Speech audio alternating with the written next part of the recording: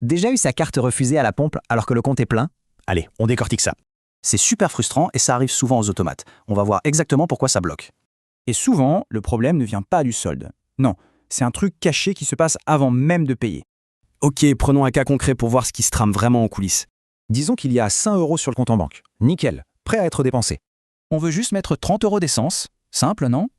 Sauf que la borne, elle, demande à la banque de bloquer beaucoup plus, juste au cas où.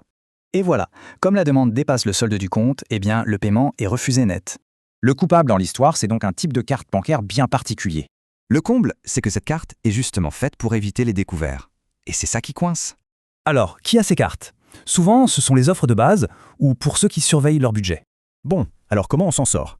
Eh bien la solution, c'est d'avoir une autre sorte de carte.